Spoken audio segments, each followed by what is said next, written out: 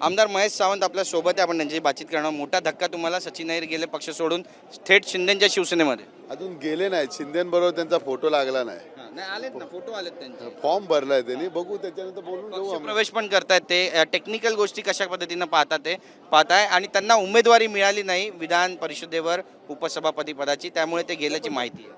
उपसभापतीची उमेदवारी कशी मिळणार? संख्याबळ तर पाहिजे थोडंफार, संख्याबळच ना आपल्याला उभा राहून पडण्यापेक्षा न भरलेला बरं. नक्कीच. पण ते जाणार होते याची कुणकुण होती तुम्हाला, किंवा हा तुमच्यासाठी मोठा झटका आहे? आम्हाला जरा सुद्धा कुणकुण नव्हती, कारण भाऊ आमच्याशी एकदम असे फ्रीली बोलत होते आणि जाणार असं त्यांच्या चेहऱ्यावर सुद्धा वाटत नव्हतं. बरेच आमदार आहेत जे सध्या शिंदेच्या संपर्कात आहेत. ऑपरेशन टायगर सक्रिय आहे. कधी मोठा गौप्यस्फोट होईल अशी पण माहिती देत आहेत प्रवक्ते.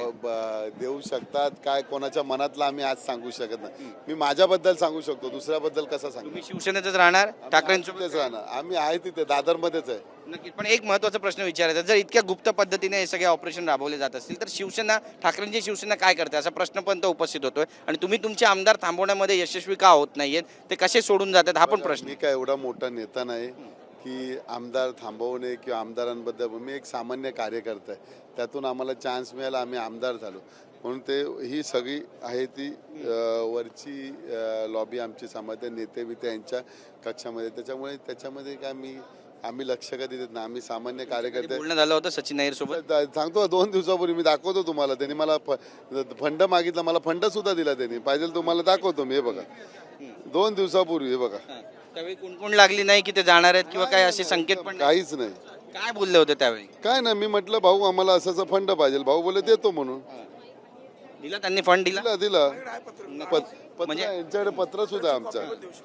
पण त्यावेळी वाटलं नव्हतं की हे सोडून नाही ना. आता इथे भेटले, इथे पण आमचे चांगले फ्री मध्ये बोलवते. आता भेटल्यावर काय बोलणार? आता बघू, भेटू दे तरी भाऊ, भेटल्यानंतर बोलू ना.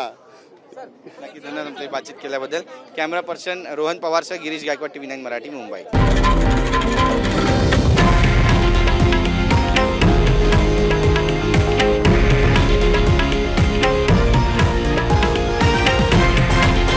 हे आहे देशातील नंबर 1 न्यूज नेटवर्क आणि आपण पाहत आहात TV9 मराठी, एकमेव.